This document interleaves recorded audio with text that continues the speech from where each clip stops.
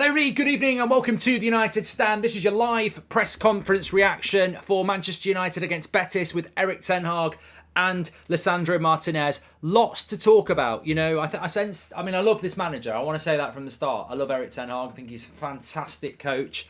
Doesn't matter what mood you're in, he can inspire you and make you feel much more confident about what's going on at Manchester United, if you weren't confident already. Really enjoyed Martinez as well. What a brilliant grasp of the English language he has. I know he's been at Ajax for a few years and that's probably why, but I've never heard Anthony, I can't remember Anthony speaking, so I don't know what, you know, we had Tevez at Man United for years who never bothered to learn English, so you know it's not a requirement to be a great player, but it's always nice to be able to listen to them.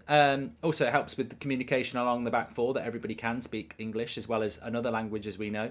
They're all I can't remember what, would it be Spanish potentially? Anyway, by the by, Ten Hag was a bit frustrated. I think the Garnacho injury, it's almost like he listens to Mark Goldbridge. No, I'm only joking. But look, I've been going on about the scissor tackle all week, and he mentioned the scissor tackle on Garnacho and said it's a bad tackle. And I've been saying this for a few days. It is a bad tackle. But he was asked about quite a lot of things. He was asked about the squad shortage, of whether we're going to start to prioritise the Premier League over the Europa League or the other way round. He was also asked about rotation. He was also asked about injuries and how we're going to play tomorrow. And look, we're going to go strong. He said, I'm going to pick my best team tomorrow. So this is the thing about it. What's 2 + 2 marks, as Tony Marshall? It's Matic.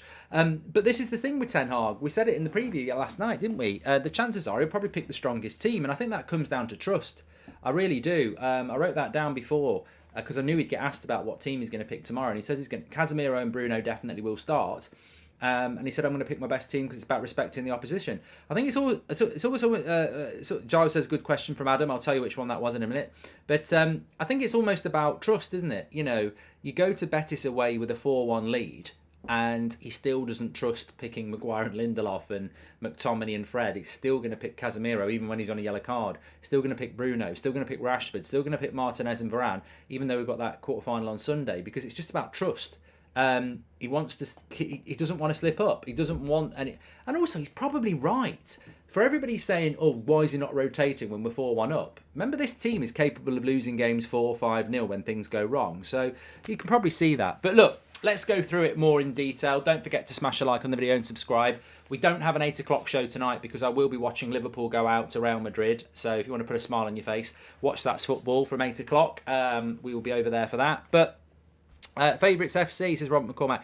Look, Liverpool, if they get knocked out tonight, they won't win a cup this season because they'll be out of anything. But they'll still have their 7-0 cup that they printed. What a trophy. So they'll still have that. Hi Mark, the Erik ten Hag hoodie for myself and the Butcher one for my wife arrived in Toronto today. Love the quality, man. They're really good, mate. I'm glad you enjoy them. Thank you very much, Nihal, and thanks for the super chat.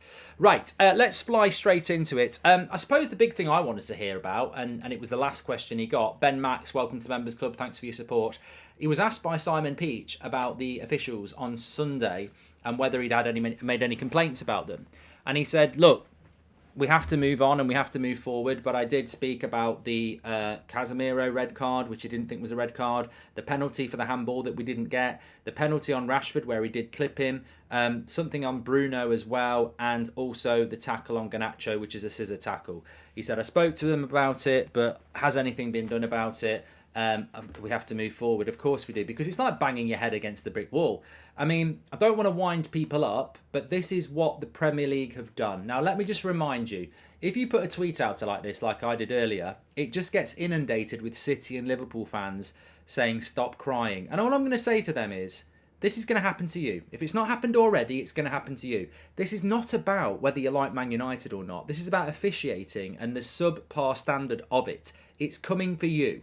And I tell you what, when it does, I'll probably stick up for you and say that it's the standard of the officiating. I don't think I'll even be biased, but it's coming for you. It's coming for your clubs. So at the weekend, as we know, Andre Marriner refereed Leicester against Chelsea.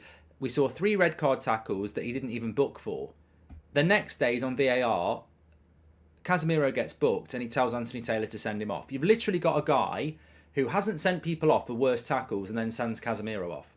How does he get rewarded by the Premier League? It's not up for debate. He was clearly incompetent. One day, changing his opinion to the next. So, has Andre Marriner been demoted to the Championship? No. Is Andre Marriner facing any sort of punishment for it? No. He's the VAR referee tonight in the Premier League for Brighton against Crystal Palace. Where's the bloody justice in that? Where's the accountability in that? This is why we need independent regulation across football, because basically we are being dictated to by as fans. They can do what the hell they like at the weekend and they will be protected and rewarded for it. It's a joke. There's no other job I can think of where you can absolutely publicly make yourself look completely and utterly incompetent and still be allowed to do your job again. It's ridiculous. And Anthony Taylor's representing England as the England officials for Napoli, the Napoli game in the Champions League. So, they're not going to get any better. They're incompetent and they get rewarded. It's never going to get any better. Ten Hag's right. We just got to move on. But the consumer suffers. Qatar are favourites now, meeting tomorrow, says United. I'll talk about the ownership thing in a minute. Welcome to the Members Club, Ben Max. Appreciate that as well. Thank you very much. So let's go back to Ten Hag did say that, but let's go through stuff. Also on Garnacho, he said that we're not exactly sure how long he's going to be out for. It's a serious injury. It will be weeks. We expect him to be back before the end of the season. But it's a foul. It's a serious injury again. He mentioned the scissor tackle. And look, Ten Hag's an educated football man. We were speaking about this for the last few days, and it's great to hear the Manchester United manager talking about it because, we watch the game and we see these tackles happening all the time. And unfortunately, the people who are doing the red cards in the VAR room, they think if somebody shows a bit of stud, it's the worst thing that can happen in football. It's not. The scissor tackle is the worst thing because you're wrapping your legs around somebody who's running at speed. This is why Eriksen's out for months. This is why Garnacho's out for months. It's the worst tackle in football. And they don't seem to be able to grasp it because the player isn't showing their studs. They can't figure out that this tackle, it's cost Man United 2 good players for weeks. But they think if you show your studs, you could have killed him. He's showing his studs. It's like showing an air rifle. It could blow his leg off. He's got his studs out. Everybody run for cover. He's got his studs out. Look, studs can hurt, but ultimately studs cannot hurt. It's like blunt trauma, isn't it? It's like hitting someone's leg with a baseball bat. It doesn't necessarily break it if it follows through. But wrapping your legs around somebody and then letting them tumble, you're twisting, ligaments, the lot. The scissor tackle's the worst tackle in football, and Ten Hag's right to highlight it. But they won't do anything about it because they love the last-ditch tackle. Wan-Bissaka does it a lot, admittedly. But it's the most dangerous tackle in football, and it's causing lots of injuries. Refs are in the FA are gangsters who do what they want, says Ray Carl about. They just need to educate themselves. Look, I saw one on Fofana in pre-season for Leicester, and it put him out for nearly a year. You do these tackles, you end up wrapping your legs around them. They're going at full pelt, they twist, gone, and it shouldn't be allowed. But probably won't be allowed. But I don't know.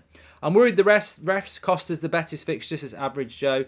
I don't know about that. So let's go through what else he was asked about. So the injury update from Garnacho is that he's going to be out for a few weeks, but hopefully be back in May. But Anthony's ill. He's not there. So Anthony's not ill.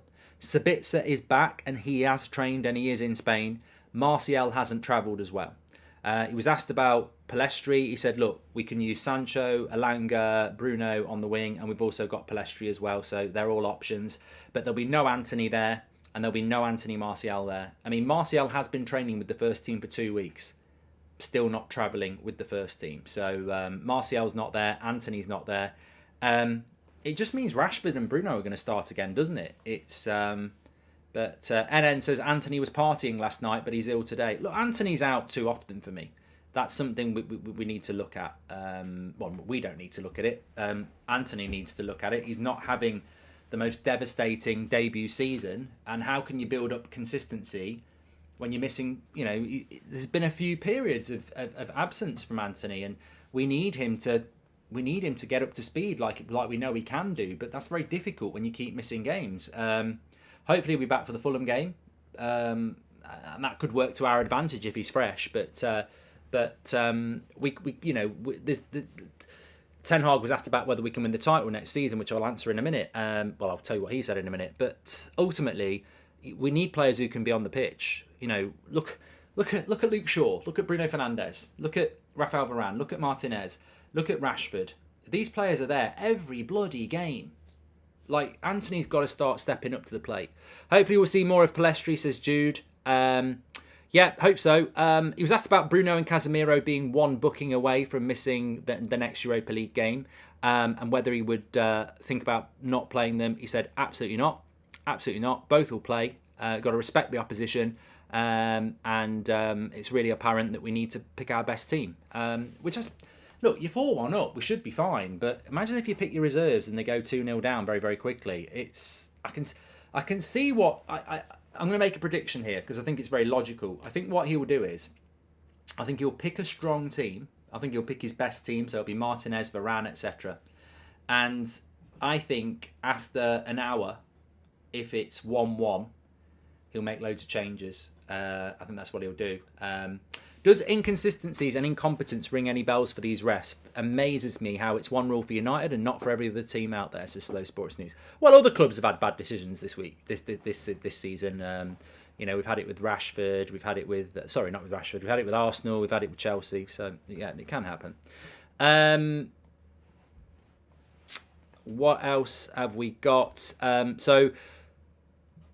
I've spoken about the scissor tackle. So, yeah, Adam asked Martinez... Martinez was asked about whether he could play CDM. He said, I'll play anywhere I'm needed. Adam's over there from the United stand, and he said to him, what's it like? Is it important to you that you have a good relationship with the club and the fans? Because, obviously, the fans love you and sing your name. He said, look, football is passion, and you play football with the heart. I want to keep that going, and I love the fans here. It's a massive club. It's a dream to play for Manchester United, and it's a dream to have them singing my name. He also went on to say, look, I've got a really good connection with Rafael Varane, and that we work hard together. It's been an amazing job this season, and we have a good connection. So look, it's great. He did. I mean, obviously he mentioned Lindelof and Maguire as good centre backs, of course, but the connection with Varane has been fantastic this season. We was asked about Anthony. I'll be before the international break. Says Harry. He was also asked about the Ten Hag was asked about rotation. I think Adam asked him this actually. He said, are you going to get to a point where you've got to rotate? You've always picked your best team week in, week out. You've done it in the FA Cup, the Carabao Cup, the Europa League. You don't rotate like some people think you might. You don't rotate. You always go with your best team. Is that something that can continue to the end of May? And he said, look, at the end of the day, we've always got to play our best team. Every game demands it. We are... and I can sort of understand what he's saying there, because every game does demand it. Every Premier League game we have to win. Every cup game we have to win now, because we're deep into the tournaments. The chance for a rotation probably disappeared when you stopped playing teams like Reading at home in the cup. Every game you need to be picking a very strong team. And he was asked about, whether we, the shortage of options and the lack of depth is a challenge. And he said, look, we have to deal with it. We've had it before. We've had these issues before. Sabitzer is back, by the way. He says we've had these issues before this season, and we've always dealt with it. But there's not been. He also went on to say, to be honest, there's not been one game this season where I've looked at my squad and be able to pick the team I want and the tactics around my subs. And he said the one game I had that was Man City at home. It's the only time this season where I've had a squad available where I can go, right, I want to pick this team with these tactics. And I think honestly, to be honest, one of the players that's been absent for most of that is Anthony Martial. I think he'd love to be able to pick Anthony Martial because he plays a different way to a Weghorst or a Rashford. So look, he also referenced Arsenal and said, Arsenal haven't had as many injuries as us, and they've been a very, very good side. I don't think he was having a pop at Arsenal. I just think he's just saying that we do need depth. We do need some depth in the team, but we just have to get on with it and cope with it. And I think that's what I like about Ten Hag, because he doesn't make excuses. He doesn't allow public excuses to be put out there for his team. We have to get on with what we've got. But of course, depth would be important. He was asked about, whether we need to prioritise the Premier League over the Europa League. He said, I think we can manage We recover well. We've got players who can recover well. We're careful about that. I'm constantly in contact with our fitness and performance teams to see how players are doing. And, in the main, we can double up in most of our positions as well. So he's not conceding anything. He doesn't want to say that we might need to focus on the Premier League or the Europa League. It's still about, going full tilt in everything. And I agree with Marvin AM. That was the question he was asked about squad depth, Marvin. It's like with Casemiro out for a few weeks now, Eriksen's still out, Garnacho out. Are you 1 or 2 injuries away from a point where your season could implode? And that was where he said, look, we've had these situations before. We just have to get on with it. But we've always feared this, Marvin, and everybody in the chat, haven't we? I actually spoke about this back in August. I said, I think we're going to fail this season at some point because we just haven't got the squad to do it. That finishing line is there. The end of May isn't that far away now. We've made it all the way to the middle of March. We're still in all the trophies and we're in 3rd in the league. So I'd have bit your hand off for that in August. I do think if we can get to we're running out of fumes, says Paul Lucas. I think it was inevitable that was going to happen. But I think because we're getting close to the finishing line, we're almost remembering that of course we can run out of fumes. And of course, injury crisis can destroy your season. We've seen it before. It happened under Sir Alex before. You can pick up loads. It happened with Ranić last year. Can you remember that last game of the season? Like, we hardly had anyone to play. Most of them probably didn't want to play. But of course that could happen. We could find ourselves in a position where we're just running out of options and points are dropping and we're dropping out of tournaments. But there's not a lot we can do about it. That was because the club didn't want to back him in January. Sabitzer and Weghorst are very, very, very welcome. But at the end of the day, Weghorst replaced Ronaldo and Sabitzer replaced Eriksen. If Eriksen had stayed fit and Ronaldo had stayed, we would have been begging for more signings. We didn't bring any signings in. We just replaced 2 players that were already part of the squad. Could this mean we see more of Pellistri, says Aaron? Well, look, every cloud has a silver lining. I mean, Garnacho is a fantastic talent and it's gutting that he's out, but it could be a chance for Pellistri. I certainly don't think Alanga's up to it. I think Alanga needs to go on loan, so I would love to see it.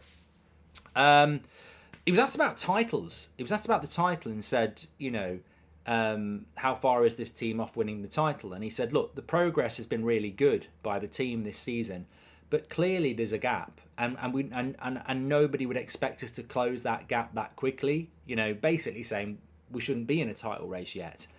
We'd have took it, of course we would, but we shouldn't be in one, and he's absolutely right.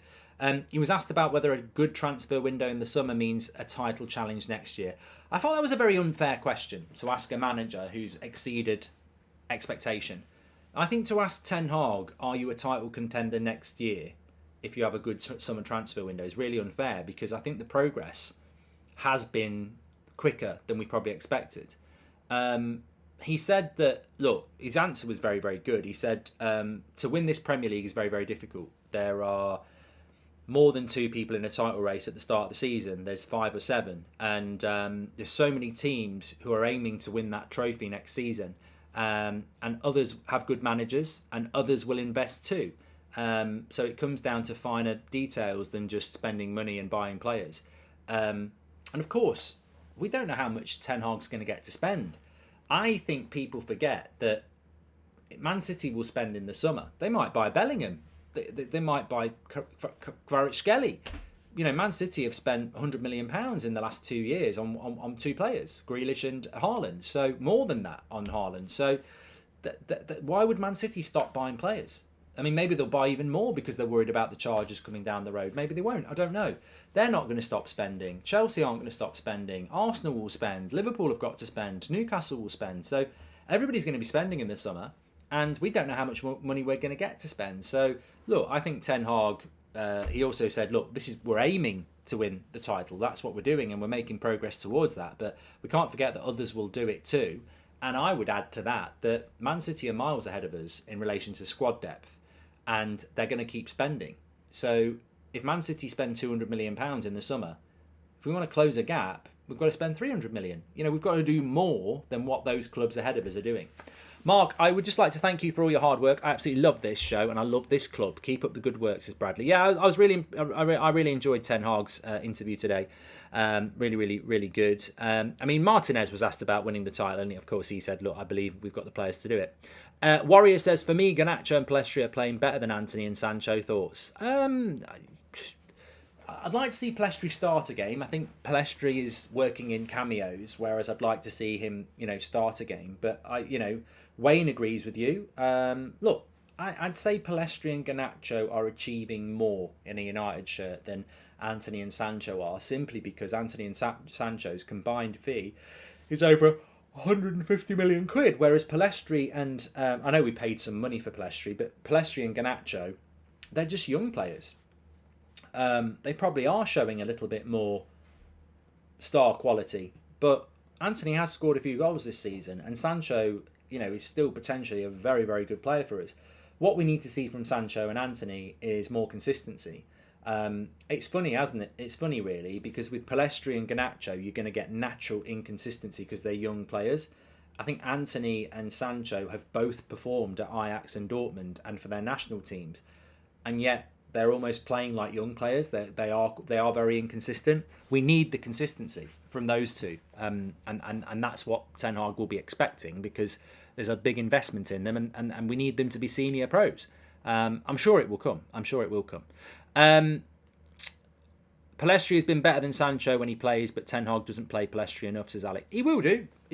I've got no doubt that Palestri will get the game time.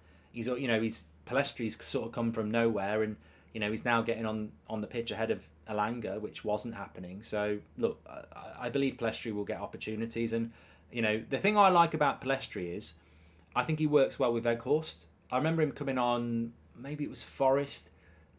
A certain game where he came on, he put a brilliant cross in and Weghorst missed. I think it was Forest away in the Carabao Cup semi-final.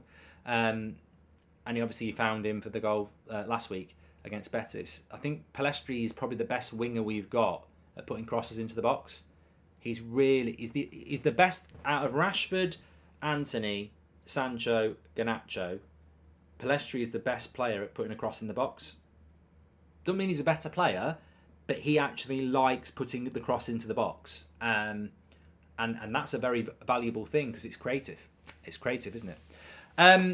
Just an update on the transfer, not on the transfers, on the sale. There's quite a few wide ranging things to sort of bring you. Some of it good information, some of it take it with a bit of salt. But as a summary, Thursday, so tomorrow, Qatar are visiting Carrington to have their presentation about buying Manchester United. Friday, Sir Jim Radcliffe is visiting Carrington, or their representatives, to have their presentation.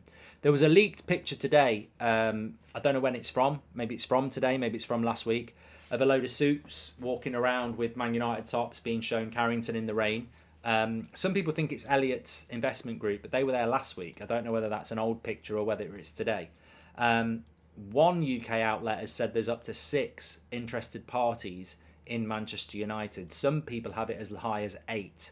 So we only really know the identity of 3, Elliott Group Investment and Sir Jim and Qatar. But there's a picture going round of quite a lot of people in suits being shown around Carrington. I mean, God knows what that's all about. I don't know. There was a report today that the Glazers are leaning towards the Qatar bid because it's 100% purchase of the club, and it also goes on to mention that there might be some business opportunities for the Americans in the Middle East if they sign up with Qatar. So, I don't like that. Whoever the new owner is, let's not pretend. They're not buying the club from the fans, they're buying the club from the Glazers. They've basically got to kiss ass, haven't they, to get, they've got to have a relationship with the Glazers to do it, and who knows what the relationship afterward will be with the Glazers, which is very dangerous for whoever buys the club. Because I read something today, and I don't know how true it is, but apparently the Glazers have used some, expensive, is it the Richmond Group, or I can't remember who it is, but they've used somebody who's sort of advising them on the sale of Manchester United, who basically said to them it would be a terrible move to stay at Manchester United and would backfire badly. So I think they know that they've got to go. But imagine if Qatar, Al Thani, but also Jim bought Manchester United, but then allowed the Glazers to stay in some capacity, I don't think the fans are going to go, oh, that's fine, don't worry about it. You did it just to get hold of the club. I think they've got to go. They've got to go away from Manchester United. Can you call my girlfriend Fran at Pratt? Says Aman. And but look, we the end of the second phase will be on Friday night. It looks like Sir Jim is going to be the last person to speak to United about the presentation. That doesn't matter. They're not choosing a manager. They're presenting to the bidders, trying to make them bid more. This whole process is, and I spoke to somebody about this yesterday when I was at Cheltenham. The whole process with Manchester United this week and last week, where they're meeting all these people coming to Carrington, is not to choose who to sell to. They are trying to get these 6, 7, 8 bidders. They're trying to sell something to them to make them bid more. So they're showing them around Carrington, saying, look, if you spent this money here, this would look this much better. You get this much more income. If you spend money here, the stadium, They're trying to get people to. Their sole purpose is to present a compelling case to make these people bid more. The whole process of the second stage is to get people to bid higher. And ultimately, they're going to go for the biggest bidder, aren't they? Do you think Jazim's dad is saying we are a bad investment to deflect from QSI? I love the show. Been watching since before lockdown, says James. And Carlos, welcome to the Members Club. I don't know. I mean, look, ultimately, I don't know who says what and why they say what. I think you're talking about Altani, who's bid for Man United's father, saying that, football's a bad investment. But I don't think it is. I don't think it is. I think if you bought Manchester United for 5 billion and you spent 4 billion on it, I think that's 9 billion, isn't it? Well, it clearly is. It's not that hard, is it? 5 plus 9. 5 plus 4 is 9. But I think if you kept the club for, 10 years, I wouldn't be surprised if Man United was worth 7, 8, 9 billion in 10 years' time, maybe more. So all your investment is coming back, isn't it? It's not. Look, there's this running story that the quickest way to lose money is to buy a football club, because it's not normally about investment. But I think Manchester United can be a lot better, because I think the Glazers have run it into the ground. But Liam Gallagher replied to you on your Twitter video, says, I tricked CFC. Oh, God. Oh, I don't want to see Liam Gallagher replying to me, because I love Liam Gallagher.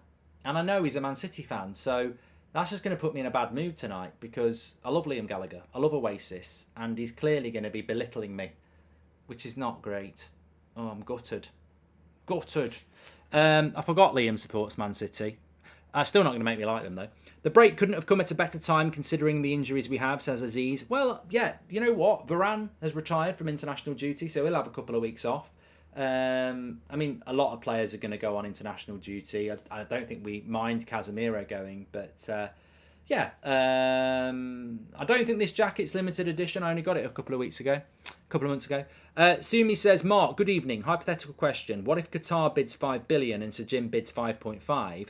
Will the Glazer Prats offer Qatar a chance to bid more? Says Sumi. I don't know how it's going to work.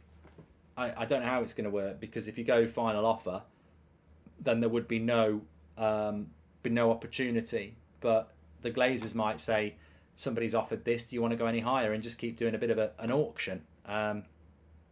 In which case, I don't think Qatar's just going to win because they're rich. I really don't. So it's going to be interesting. Liam called you Joe 90. I've been called that before. You know what? I have actually been called that before. I used to get called that at work, so I can deal with that. Jim will be a disaster. United will be finished. Please God, no, says Lils. And look, we'll see what happens. I'll be glad when this week's out of the way in relation to the bidding talk, and then hopefully over the international break, it's a good opportunity to get some really good updates on what's happening with the sale. But I still don't know whether we're going to have an opportunity of finding out who's bought us by the end of this month. I'm not convinced. Some people are still talking about April. So, what stage 3? We didn't know what stage 2 was until stage 1 was done. So what's stage 3? I don't know. Anyway, look, thanks everyone for watching. I need to go and have a quick bath before the watch along in about half an hour. So I will see you on That's Football for 8 o'clock kickoff to watch Liverpool get kicked out of the Champions League. Don't forget, well, we're not in it yet. I'm not going to tell you about that yet. So we've got tomorrow to get through first. But I'll speak to you all in a bit. Thanks for watching. Make sure you smash a like on the video and subscribe. And we'll have a good old laugh watching Liverpool get kicked out in about an hour or so. So I'll see you on there. Speak to you in a bit.